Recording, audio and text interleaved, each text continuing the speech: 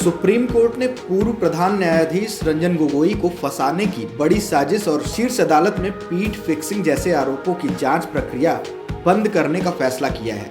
न्यायमूर्ति संजय किशन कौल की अध्यक्षता वाली पीठ ने कहा कि करीब 2 साल गुजर गए हैं और जांच के लिए इलेक्ट्रॉनिक रिकॉर्ड बरामद होने की संभावना बहुत कम है।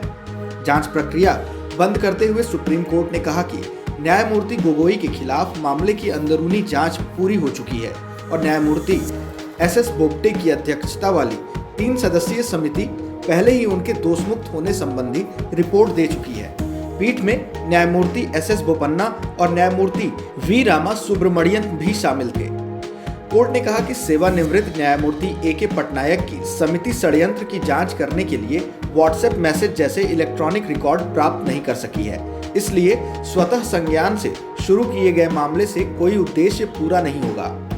कोर्ट ने गुप्तचर ब्यूरो के निदेशक के पत्र का हवाला दिया जिसमें कहा गया है, चूंकि न्यायमूर्ति गोगोई ने असम में एनआरसी सहित अन्य कई मुश्किल फैसले सुनाए, इसलिए हो सकता है कि उन्हें फंसाने की साजिश की जा रही हो।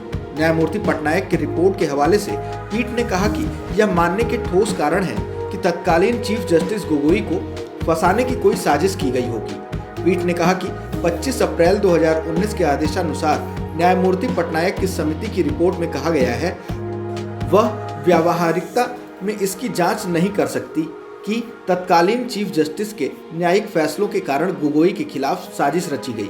हमारा विचार है कि वर्तमान मामले में स्वतः संज्ञान से शुरू की गई प्रक्रिया अब बंद की जाए और रिपोर्ट को फिर से सीलबंद कर दिया जाए। पीठ ने कहा कि अधिवक्ता उत्सव सिंह बैंस द्वारा लगाए गए आरोपों के रिकॉर्ड और अन्य दस्तावेज सामग्री तक सीमित पहुंच के कारण इनका पूरी तरह सत्यापन नहीं किया जा सकता। न्यायमूर्ति पटनायक की रिपोर्ट का हवाला देते हुए सुप्रीम कोर्ट ने कहा कि इसी प्रकार साजिश की संभावना की रिपोर्ट को भी पूरी तरह नकारा नहीं जा सकता है।